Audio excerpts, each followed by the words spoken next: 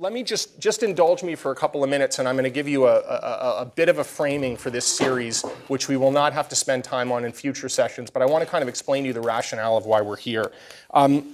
The first thing is that you'll notice the format here. This series of discussions is going to be different from most of the energy seminars that many of you are used to coming and listening to. Structurally, we're not going to have any slides, no PowerPoints. They're going to be all discussions like this. And thematically, these discussions are going to be less about the intricacies of science and more about the vagaries of finance and policy. To be clear, we're absolutely going to dig into technical questions about the viability of a range of technologies in China. But really what we want to do here over the next 6 or so weeks is follow the money. The goal is to assess where capital is moving in the effort to scale up cleaner energy in China, which, as you obviously know, is the most populous, the most energy consuming, and the most carbon emitting country on the planet. So the basic premise of these discussions is going to be pretty simple. What China does on energy over the next couple of decades matters arguably more to the global energy markets and to the global environment than what any other country, including notably the United States, does. As you know, China has surpassed the US as the world's largest carbon emitter and the world's largest energy consumer, and the trajectory is only up, as David, I'm sure, will tell us more about. Moreover, what China does on energy has huge implications for US strategy in the globalizing clean energy industry going forward. That clean energy industry is getting more competitive, more cutthroat by the day. 2 other quick points by way of introduction. It seems to me that the relationship between the US and China in energy technologies is pretty widely caricatured and misunderstood. It's generally seen as a pretty black and white scenario, a kind of zero-sum game in which either the US wins or China wins. End of story. And what I hope we'll do over the next few weeks is to explain the complexity that's really at play here. That is that the relationship between the US and China is more nuanced and increasingly interdependent. In a sense, what we're going to try to look at here is whether there's a relationship and to what extent on the ground a relationship is developing that's based on mutual economic self-interest.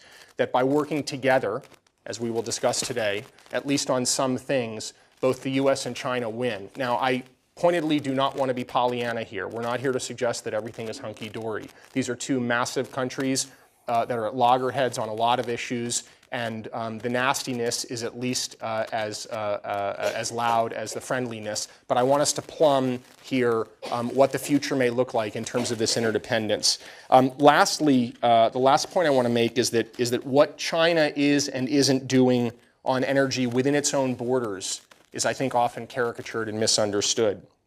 Let me just, to start the juices flowing, posit one thing. I think in this country, in the US, one sort of side of the political spectrum paints China as a country that's adopting extraordinarily progressive environmental laws with the benefit, in this side's view, of a very activist central government. And if only the US could ape what China is doing, the US and the world would be better off. On the other side, in the US, there's a view that China is violating international trade rules and essentially unfairly competing with the United States and Europe. So again, I hope that we will kind of get through that polarized bluster in these discussions. So we're going to discuss a whole range of issues over the next several weeks, starting today with coal. And I will stop yakking in 1 minute, but I just want to frame why David's here and why David's perhaps the best person to be here on this. US energy demand is flat. China's energy demand is rising fast. In the US, coal accounts for about 46% of electricity generation. In China, coal accounts for about 80% of electricity generation. Virtually all of the growth in global energy demand is expected to come not from the US, not from the Western world, but from developing countries. And virtually all of the growth in global coal use is expected to come over the next several decades from China and India. So that lays the picture here. We have here David Mohler, who's the Chief Technology Officer for Duke Energy. Duke, for those of you who don't know, it is the largest power company in the United States. Duke has a market cap of about $45 billion. Duke's based in Charlotte, North Carolina, and operates in the Southeast and also in a bit of the Midwest. Duke has become heavily involved over the last 5 years or so in China. David has become a China hand. I think David will tell you he's traveled about 20 times to China over the past few years. David speaks some Chinese. David's going to spend the better part of June in China. And I'm going to stop now, but I just want to turn it over to David. And I guess the first question is a question that I've heard students here ask all day today. And that is, we are sitting here in Silicon Valley where the buzz is all about new technologies. So I guess what I'm curious about is why coal? A couple of reasons. Is this on? Can you hear me? I think. Okay. Okay. It's a matter of placement. There you go. There you go. Yeah, that's good. Better? Yep. Okay, good. A couple of reasons. One is one you alluded to, which is, in the U.S., if we shut down all the coal today, it's not going to have it's not going to have any impact, let me be blunt, on global climate. And we are interested in playing a part in global climate mitigation, shall we say. So we think that from a technology perspective and from a business perspective, we need to keep our head in that game. Secondly, if you look at, let me throw out some numbers. If we want to reduce the carbon emissions globally today by 2 gigatons, a couple of different alternatives to do that. One is we need to build 195 times as much solar capacity as is in place today, and that's not 195%, that's 195 times, so almost 200 times. Or, alternatively, we could increase the average efficiency of the existing coal-powered fleet in the world from 34% to 40%. So that just tells you a little bit of kind of the magnitude of the problem and the trade-off between the technologies. So I guess I'm going to keep going beyond two reasons, but another reason is we have huge resources in coal in North America, and as there are huge resources in Asia. So at some point, and in some way, we have to think about, are those resources worth attempting to utilize for energy security, for whatever reason, for economics, for whatever reason. So a number of reasons there that I think make me very interested in continuing to understand the evolution of coal technology. But the real answer that I would give on a personal level, not speaking for Duke Energy, is because I'm concerned about climate change, and because I think that if we don't continue to figure out the technologies that will be able to utilize the fuels that are going to be utilized globally, whether we utilize them in the U.S. or not, we're not addressing the problem. So talk a little bit more about how you see the map of potential for cleaner ways to burn coal. That is, the map for money going into coal technologies around the world. So contrast the U.S. with China. What's going on in the U.S., what's going on in China? Well, one thing that's going on in China that's not going on in the U.S. is there's a continued build-out of new generating capacity, most of it coal. And in the process of doing that, the technologies that are being deployed are increasing in efficiency and decreasing in carbon intensity. So a lot of supercritical plants are being built, a lot of ultra-supercritical plants are being built. So just define supercritical and ultra-supercritical. Well, in the broadest terms, if you look at traditional pulverized coal technology, it has efficiencies of maybe 30%, low 30s. So as you increase temperatures and pressures, you increase the efficiency of the plant. So fundamentally, that's it. So supercritical and ultra-supercritical are incrementally more efficient than simple pulverized coal. So that is kind of a way of being able to continue to grow energy supply while reducing the carbon intensity of that supply. Not a perfect solution, but incremental progress being made. Also in China, there is significant work that's continuing on carbon capture and sequestration technology. And in the U.S., to contrast with that a little bit, the work on carbon capture and sequestration technology has essentially come to a standstill from my perspective. I think because I know from my own perspective, because I cannot economically justify it.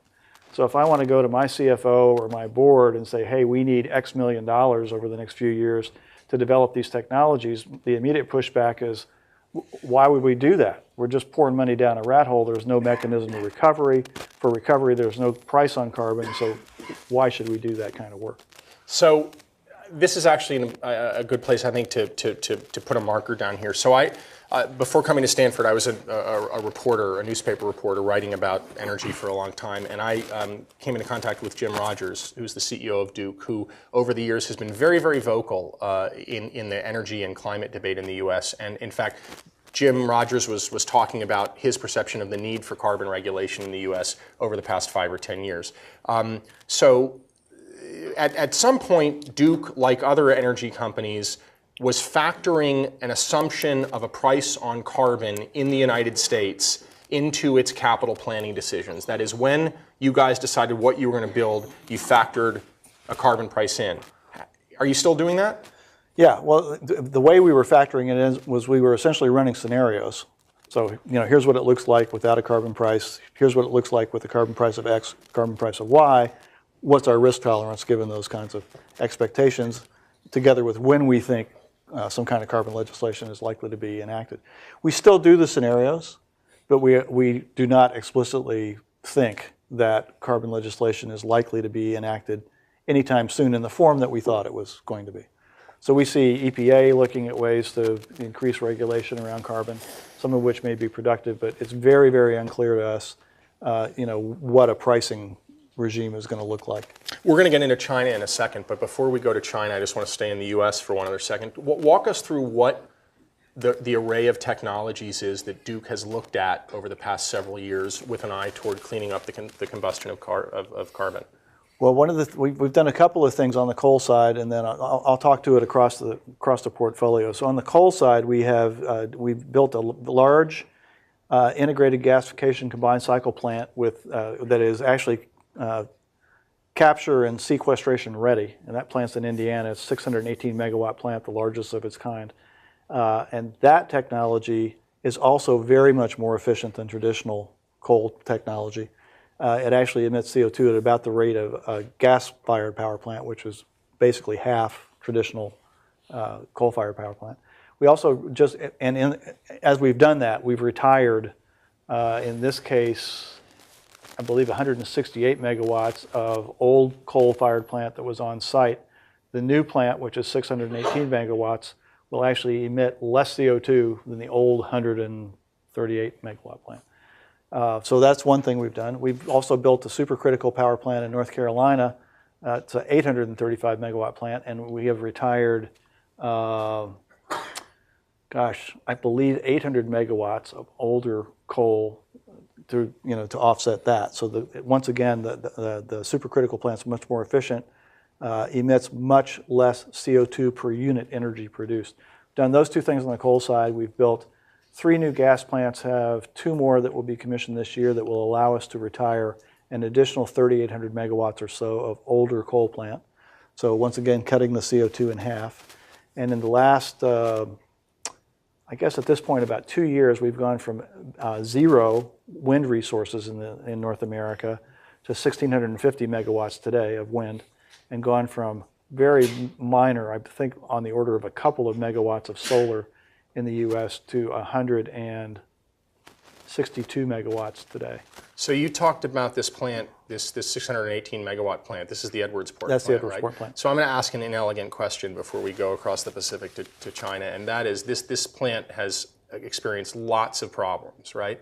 Lots of delays, big cost overruns, a good chunk of which Duke customers are going to eat. Explain to us what's going on with a bit of specificity and what that says about the trajectory of this technology going forward. Well, I still believe this is a very promising technology. And our perspective back when we were first thinking about building the plant was that we have prior experience in a syngas facility in Wabash, Indiana. Much smaller scale, like a fraction of the scale of our Edwardsport plant.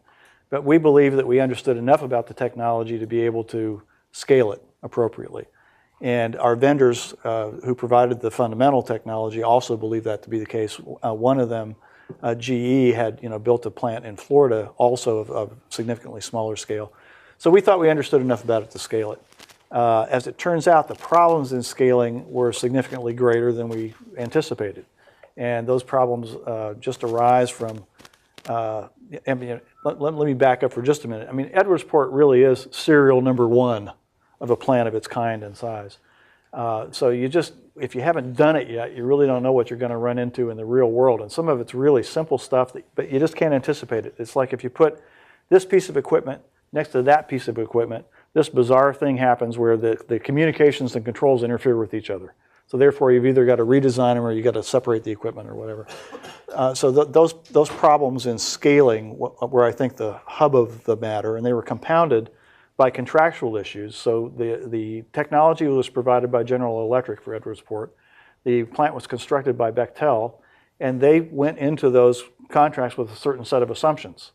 So when those assumptions were not realized during construction, then you've got contractual issues to resolve. Well, who pays for that? And, who's responsible for that? Who fixes that? All that kind of stuff. So those were clearly factors in making it more difficult, as were just some other kind of, almost gratuitous kinds of things. Like when we began construction, we had some very abnormally cold and wet weather.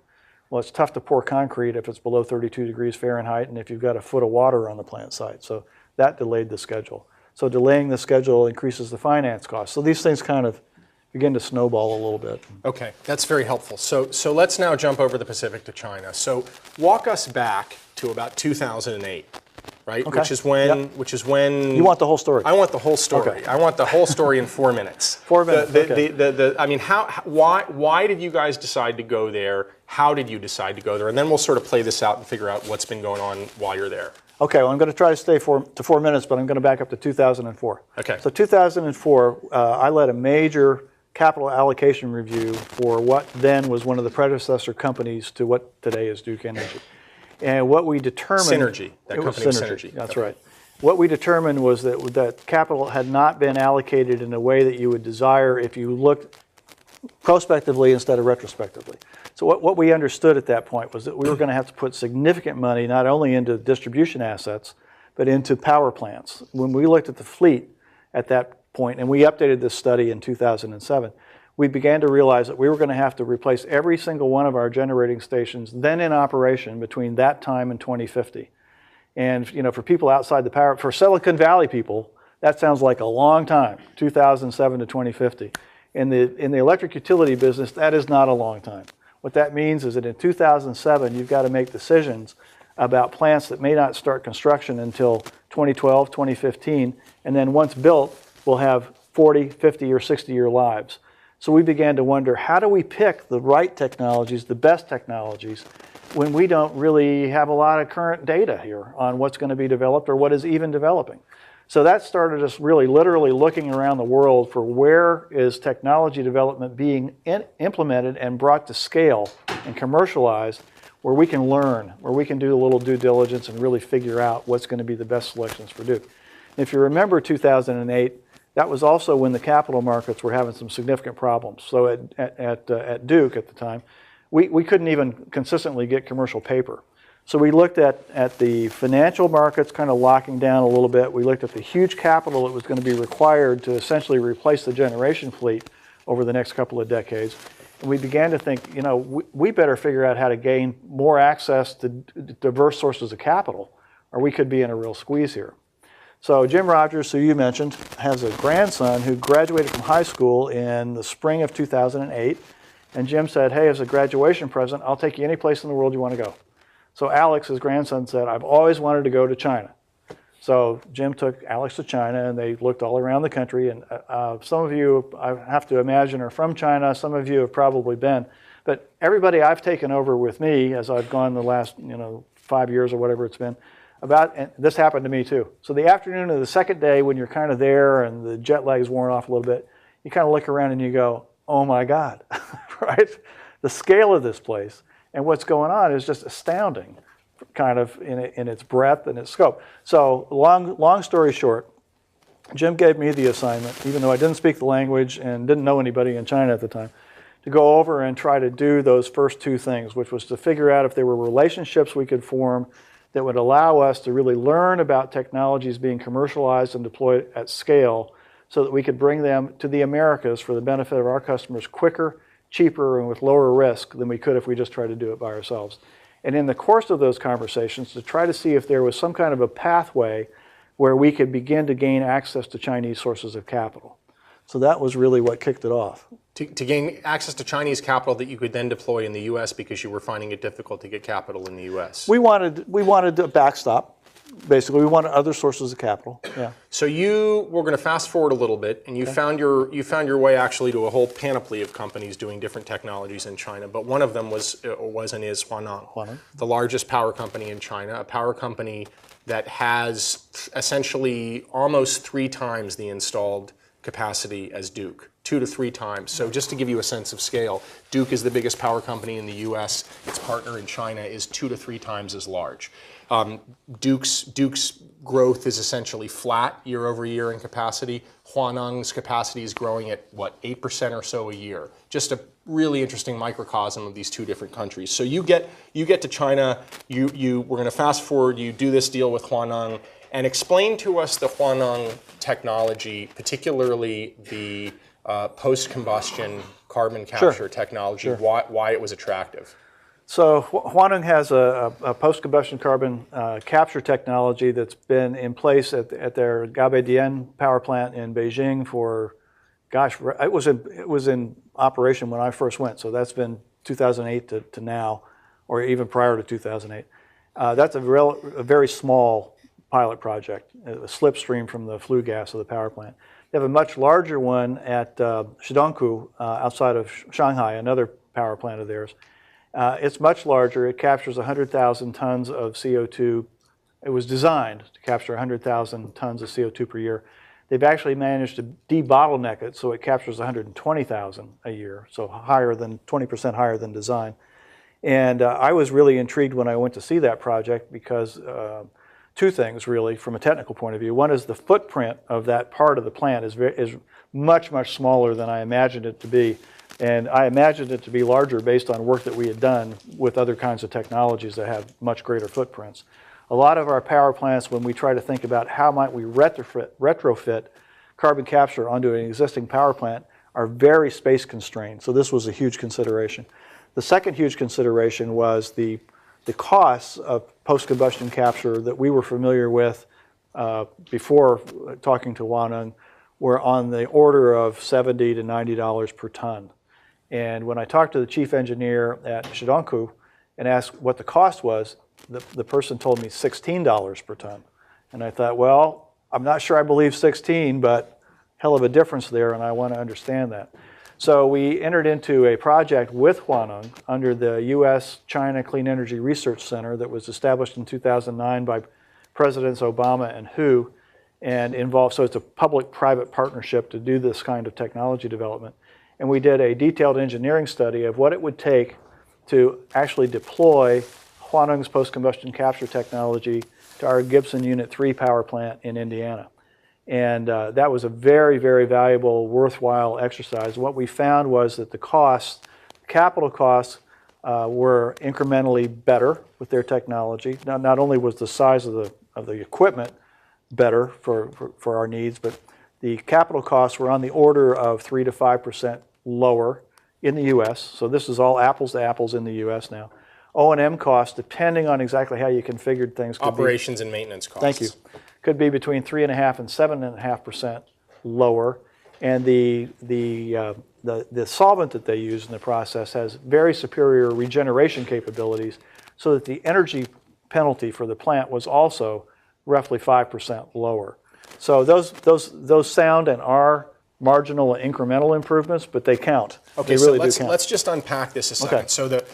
So David's talking about this plant in Shanghai, which is the bigger of the 2 plants that Huaneng has this capture technology on.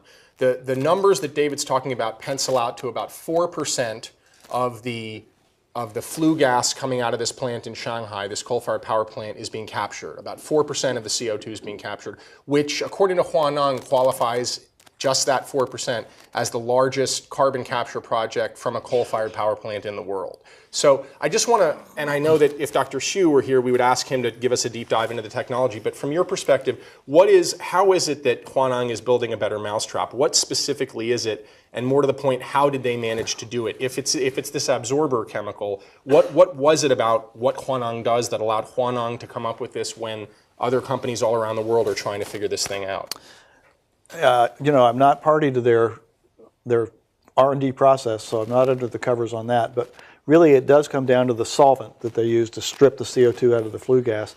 And it's just a very innovative chemical cocktail that has much better qualities than the monoethyl amines that are normally deployed. To what extent is, once Huaneng had this chemical cocktail, to what extent are the lower costs of building things in China relevant here? They're not. So they're not. So we did this really truly on the Gibson Unit 3 station and exactly what it would cost here. But the other cost savings that I alluded to are in fact a product of that superior solvent. So it's easier, takes less energy to regenerate, it takes less equipment, it's just a lot of cost savings based on the superior quality. So you guys went into this thing thinking that you were going to deploy this at Gibson, predicated on an assumption of carbon regulation in the U.S.? No, presumably? at the point we went into this study, we were after the kind of realization that, gee, we're probably not going to have carbon legislation when we thought we were. But one of the reasons we continue to work with Chinese partners on this technology is we think that it's a matter of when. We think sooner or later we're going to do something about CO2 in this country. Don't know exactly what vehicle that'll take. And we want to keep an eye on that technology development so that when that does occur, we're ready for it. And we understand how to select the best technologies and move forward. Any projections as to when that's going to happen in this country? You have somebody in the audience who might be better at that than me. I don't know. But to be clear, the feeling at Duke is not anytime soon enough to base investment decisions in any real way on that assumption. Right. I would not succeed in going to our CFO today and asking for significant funds to invest in post-combustion capture. Okay. So when you are in China, you're working with Huaneng. What is it like on a daily, weekly basis to work with this company, the largest power company in China, a state-owned company? Interestingly, it seems to me a company, what the situation is here is that an American company is obtaining technology from a Chinese company, which sort of flips what I think we would think of as the traditional relationship on its head. But what's it like just doing business in this deal? Okay, so let me get to the what's it like doing business. I want to talk about the getting technology from China. So I have to really clarify this point a lot when I speak about this. But Duke Energy is not in the intellectual property business. So we're not like a Silicon Valley company. We buy intellectual property. We essentially buy, apply, and operate technologies. So the technology we're interested in is the technology of scale. How do you bring technologies to scale, and how do you operate technologies in the best possible way? So that makes us a little different from Silicon Valley companies, for example.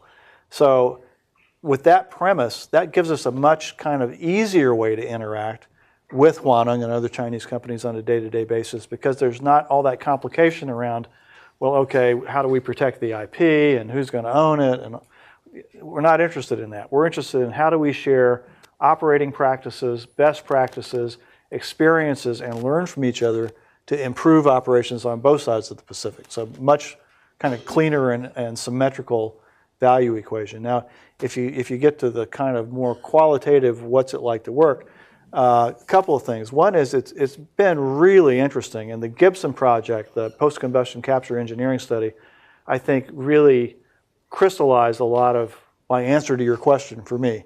Because when you try to work across cultures and across the Pacific and across the 12 to 13 hour time differential, it introduces a lot of friction, okay? You don't always communicate with each other. You think you understand each other and you don't. You're framing a problem in you think you've got one set of boundaries around a problem, and the other people think, no, it's really this set of boundaries. So it's just... Can you give us an example of that? Yeah, before we did the Gibson study, we thought the cost of that process was $16 a ton. It turns out to be significantly more than that. How much? Between a factor of 4.5 and 5. Times 16. Yeah. Wow. So not 16. And it really had a lot. It really decidedly not 16. In fact, when I first heard 16 from the engineer, I turned to him and said, 60? You mean 60? No, 16. Okay. But it had a lot to do with how we bounded that analysis. Just for my feeble mind. So 4 times 16 is 64. Right. Compared to 70. Yeah. Right? So the relative benefit here is slightly different from 16 to 70. Yeah. Okay. Which is what we want. That's why we did the Gibson study. Got it. Okay. But what the Gibson study did is it forced us to resolve those issues, to really roll up our sleeves and understand clearly how each party was thinking about the problem, bounding the problem, made us get in a room for a long period of time and make sure we were speaking the same language, understanding the things the same way. Big learning experience for me. So now I know the next time I'm going to do something like this, I got to spend that time and get that clear up front. Okay. So that's an issue. Another issue that I know you and I have talked about before is, so I've been over, I don't know, 25 times in the last 4.5 years. And I go over, I spend 2 weeks or even longer. Sometimes I take my guys over with me. We meet with our counterparts. We spend hours and hours in rooms with whiteboards and get projects defined and all kinds of stuff going. And I leave thinking the plates are spinning on top of the sticks, right? And then I come back here for a week and I call over there and the plates have all gone. So it's just hard to keep things going when you're trying to work at that kind of remove and across cultures, and it really requires a very high level a much higher level of engagement than I anticipated at first. So we're gonna open this up to your questions in a few minutes, but I want to just cover a couple of other things before we do, and I want to talk about nuclear for a second. So you guys are also working with Huaneng on nuclear technology, and Huaneng is quite interested in Duke's expertise in nuclear, as you are in Huaneng's ability to scale certain nuclear technologies. Talk about what you're doing with nuclear. Okay, well, Huaneng Power Group is currently building 2 small modular nuclear reactors in Shandong province at Shidaobei. And behind that, they're planning to build 2 Westinghouse AP1000 large nuclear units. In the U.S., the last nuclear unit built here went into service in 1985. So while China has 4 in operation today, 4 nuclear units, and I think either 14 or 16 in the pipeline for the next year or so, and then behind that there's a drawing board that's got like 196 or something like that. So continuing to build. So where can we go to get, so we're planning on building some AP1000s that do, we think, maybe. A lot of ifs. But if we do, we want to understand what the experience is, what we can look forward to, what the real costs are. Because, you know, the vendor will tell you one cost, just like we learned at Edwardsport, and then when you go do it, you figure out, well, maybe it's not really that, right?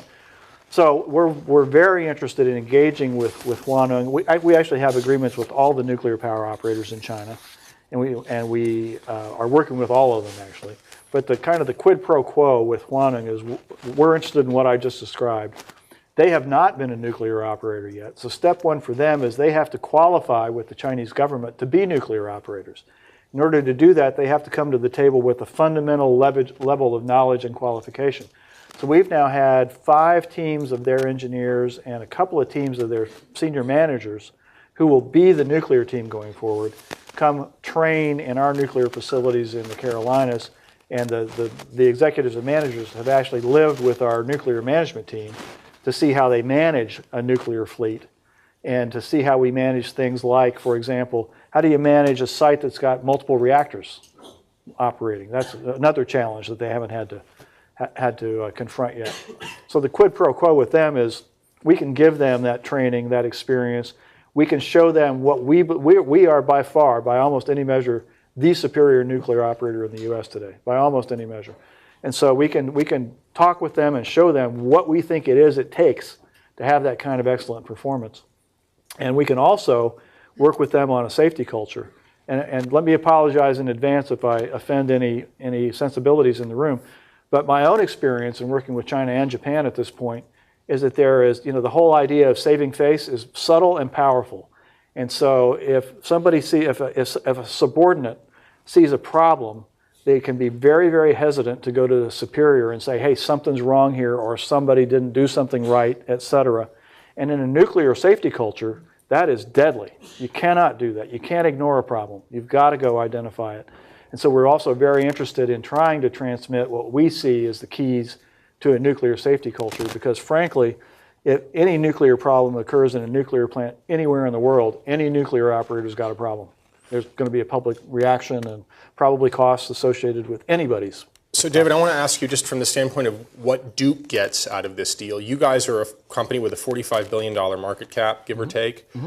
What does it cost to build a new traditional nuclear power plant, conventional nuclear power plant? 12 to 14 billion. So a third or a quarter of your market cap, right? Mm-hmm. So that's a big decision. You bet. So bet the company decision. A bet the company decision. So what is the technology that you're looking at? These small modular nuclear reactors cost what? Not 12 billion, but Probably one, something like that. Okay, so there's the economic motivation for I mean, it Duke. depends on the size. So that particular technology is scalable all the well.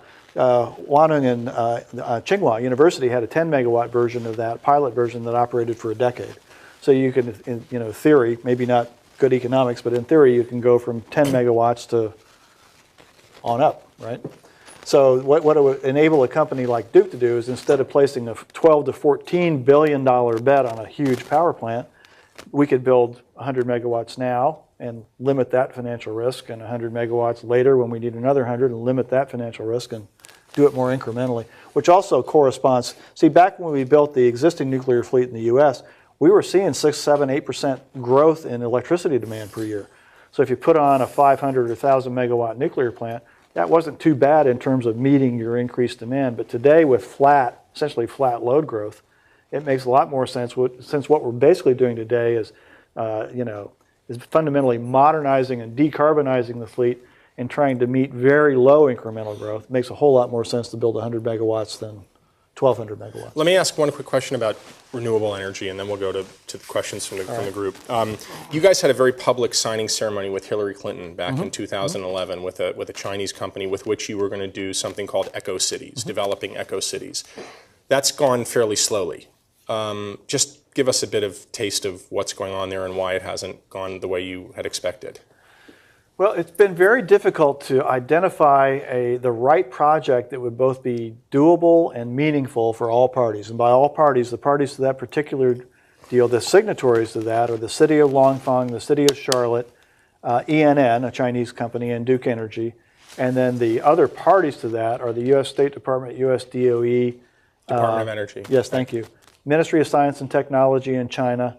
And so those are the parties.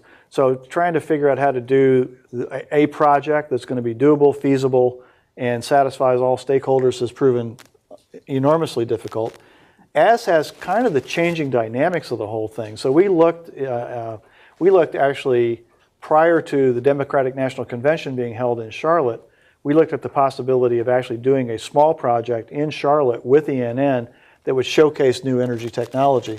And it just proved to be extremely difficult for a whole number of reasons. The ones I mentioned about the difficulties with working across time zones, et cetera, but also just the pure physical issue of where do you put it, where does the city want it, what's going to make sense, who pays for it, all that kind of stuff.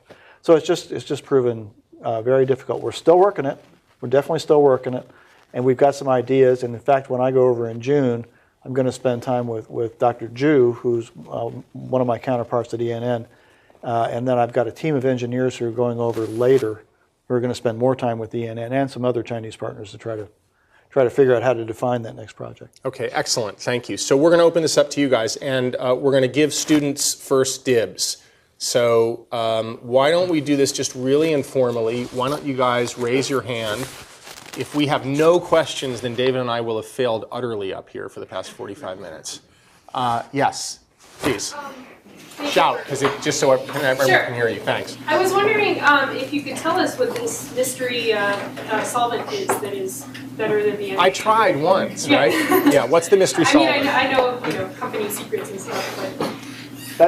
The specifics there are proprietary. What I can tell you is it's a cocktail of multiple solvents. Okay. Nice try. Thank you. Please, go ahead. I don't want to take it too far away from China, but I am interested in your speaking about potential expansion to build new nuclear capacity in the United States, and what you see that future like in the short term as far as nuclear development. Did everyone hear that? Okay, you want to repeat? Yeah. So the question is, okay, interesting to hear about what's going on with nuclear in China, but what are the prospects in the U.S., especially near term? I get it? Okay. Near term, it's very difficult. There are a couple of projects basically underway. One is at SCANA in South Carolina, and the other is in Georgia, a Southern Company project. What's challenging today is with shale gas and the low price of natural gas, just on a pure economic basis, it is hard if you believe that gas prices are going to stay in the range where they've been trading for the last 2 years. It's really tough to justify a nuclear project. So that's the big impediment today, I think. So is that cover it for now? Okay. Carlos. So you mentioned that one of the biggest reasons for Duke going to China was to find new sources of capital. How has that impacted Duke's operations in China and perhaps in the United States? Okay, well, first of all, we were successful in Do you want to repeat sourcing. the question? Just so Oh, okay, yeah. Tell us about how sourcing new sources of capital with China have impacted our operations in China and in the U.S. So we were successful in gaining access to Chinese capital. We have Bank of China, ICBC, and China merchants in our banking syndicate today. They're also in our credit revolver at the most senior level. Two of them are Bank of China and ICBC. And I told a little vignette earlier today. When I was in Beijing this past October, the president of China's Export-Import Bank heard through the grapevine that I was in town and tracked me down and demanded to have lunch with me in this case, because he wants in. He wants to know, okay, how can we get in your banking syndicate? But so that's been successful from that point of view. How it's impacted our operations, first I've got to clarify that we do not have operations in China. We have a rep office in China. We're fundamentally not interested in entering the Chinese market. So we're really interested in bringing things, bringing the best knowledge and technology available to the Americas to serve our customer base in the Americas. So how it's affected our operations here, I think it's done a couple of things. One is it gives me a way to talk about how the money and time we've invested in working with China has paid off. It's one of the ways it's paid off, because it now does give us access to increased diverse sources of capital. So whenever we hear, rumblings about, okay, Greece is going to default and the European Union is going to implode and who knows what's going to happen to global finance, well, we've at least got now new entities in our banking syndicate where we could source capital if other capital markets, seize up going forward.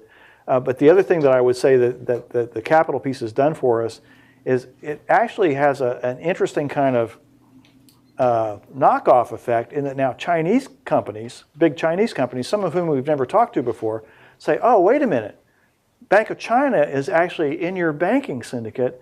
That's pretty interesting. We'd like to talk to you, So it gives us more street cred. Do you have any problems in Washington when you go to Washington and you tell people on the Hill that you have Chinese money in your syndicate? Is that a political problem at all? It hasn't been so far, but maybe it's because they don't know about it. I don't know. They will now. Excellent. Excellent. Other questions? So I'm going to, Matt, go ahead. I was wondering if you can actually speak a bit more about the political scene that's happening between the U.S. and China. How involved have they been? What has been the role? We've certainly heard allusions to a lot of tensions, especially over solar tariffs and such. Have you seen a lot of interaction, a lot of intervention? No, that's not really. That really doesn't affect what I do very much. But I'll answer your question in a slightly different way if I can. The first time I brought Jim Rogers over to China after I'd been over in November of '08, we were actually at a U.S.-China Energy Conference in the Great Hall of the People on Tiananmen Square in Beijing.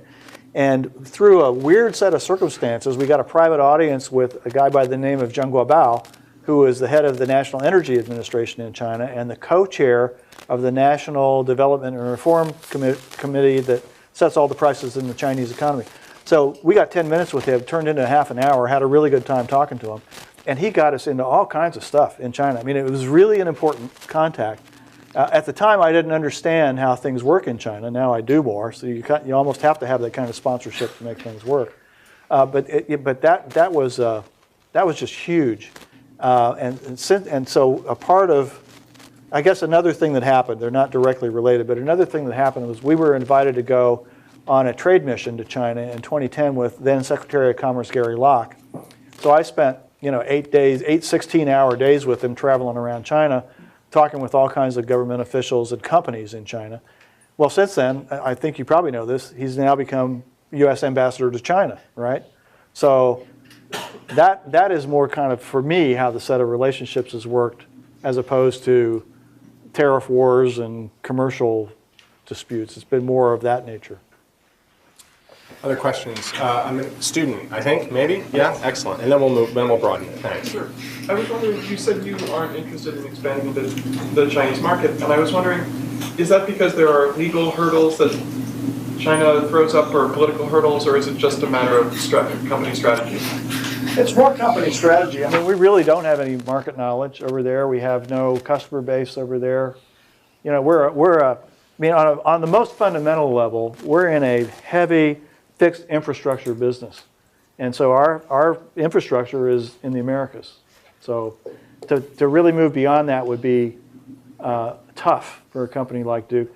And not the least of which is because, you know, our shareholders are really looking for a stable, annuity-like, you know, safe utility return. So I think if we went to our shareholder base and said, hey, guess what, we're going to go into the Chinese market, we'd get, wait a minute, right? So all those are factors. Let me just ask, are there any questions, particularly from students, that deal with the technology of coal and what works, what doesn't work, any of that? I just want to make sure that we don't skip over that if there's interest in that, given that we've talked broadly about lots of things today.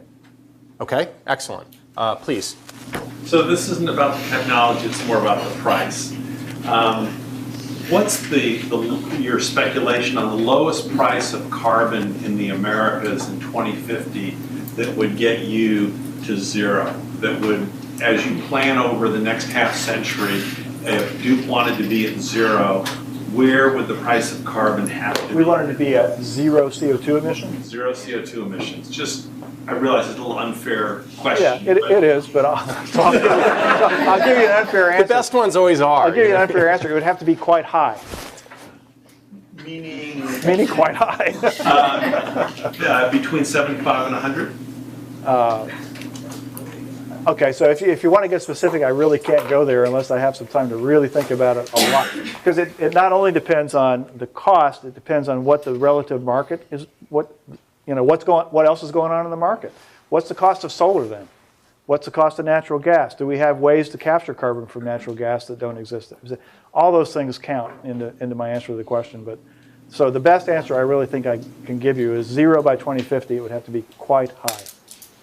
Probably so high that it would have a negative impact on the U.S. economy. One man's opinion, not speaking for Duke here. Okay. Please. How does Duke feel about whether it would prefer cap and trade, or straight carbon tax? We have favored cap and trade, and for a couple of reasons. One is because we have experience with it in the SO2 arena, where it worked. It seemed to us to be quite equitable. It actually did stimulate technology development and resulted in very significant and rapid reductions in SO2. And maybe most importantly, from a Duke perspective, we felt like it was fair to our customers because the way it worked, you know, it didn't immediately penalize customers with excessive costs. And the reason we're very concerned about that is if you look at the coast, not much coal out here, not much coal in New England. In the middle of the country where we operate, a lot of coal, all right? Higher then than now, but still a lot of coal. So if you just kind of turn on the switch and put this huge cost imposition on this one set of customers, one set of states, you know, one set of economic communities, you've really got some bad stuff going on there. So that's why we prefer cap and trade. Senator Bingaman. EPA's getting ready to finalize limits on emissions from new coal-fired power plants. Are the new coal-fired power plants being constructed in China able to meet those kinds of limits? Did everyone hear that question? The question is, so EPA is getting ready to regulate tougher emission standards on U.S. coal-fired power plants. How do the power plants being built in China compare to that regulation being implemented in the United States? I don't have a good definitive answer for you, but my answer would have to go like this. So China is continuing to build traditional pulverized coal plants. The answer there is no. They are also building ultra-supercritical and supercritical plants. I don't clearly know the answer there. Those plants are significantly more efficient, so they might. I don't know. A plant like the GreenGen IGCC plant definitely could, because it's got capture sequestration capability. So sorry, I don't have better data in back of mind there. But. Kareem. So, in addition to the U.S., from the conversations that you had in China... Can you speak up a little bit so everyone can hear you? So, from the conversations that you had in China, did you see that the Chinese partners are also interested in investing capital in other countries, or is that interest just specific to the US? No, there's actually a going out policy in China that's been included in the past 2 5-year plans. They're very intent on increasing their outgoing investment. So what else are they looking at? Well, Huaneng has investments in Myanmar and Indonesia, I believe. Europe as well, I think. Yeah, I think you're right. State Grid just bought the grid in Portugal. So, you know, it's all over the place. Yeah. Please, here, I see one in here. Go ahead. What is your breakdown at Duke of coal, gas, and other sources? And what, do you have any guess as to what it might be 20 years from now? Okay, let me give you kind of rough numbers, and I'll do it on an energy basis as opposed to... Just to repeat the question is, what is Duke's generation mix today among fuels, and what might it be in 20 years? Yeah. So I'll give it to you on an approximate energy basis. So we're approximately 40% coal by kilowatt hours produced. We're approximately 30% natural gas, and we're approximately 20% nuclear. Natural gas is actually flipped in the last couple of years. I would have given you different numbers a couple of years ago. And then the rest is hydro, pump storage, and renewables. How that will change going forward is, you know, it's a fool's game to make these kinds of predictions. But here's what I think will happen. I think you'll see coal become a smaller component of that mix. I think you'll see natural gas increase a little bit. And then I think that you will see renewables also increase a little bit. Mm-hmm. Go ahead. Yeah, sorry. How close to the 40% efficiency does the supercritical and the ultra supercritical come? Okay, so the question was, how close to the 40% efficiency do the supercritical, ultra supercritical come? The numbers that I have in my head for supercritical are in the like 35, 36, 37% range. There may be others out in the audience who actually have better information in their heads than I do on that. The ultra supercritical can get up to 40%. You had a question here. Yes, scaling and systems integration. I'm wondering if it would make sense to take advantage of the Department of the Navy's experience over decades in building complex systems integration, and nuclear reactors, and they are very interested in small modular reactors. Funny that you should mention that. We're deeply engaged in that conversation. Specifically, there's one specific where we're engaged at a nuclear facility. So the question was, given the Navy's vast experience with small modular reactors, complex systems integration, why aren't we working with them? And my long-winded answer was, we are. Good. So. Other questions? This room has been poorly represented. This side has been poorly represented. Please go ahead back there. I think we're busting our deadline here, but we'll do maybe one or two more quickly.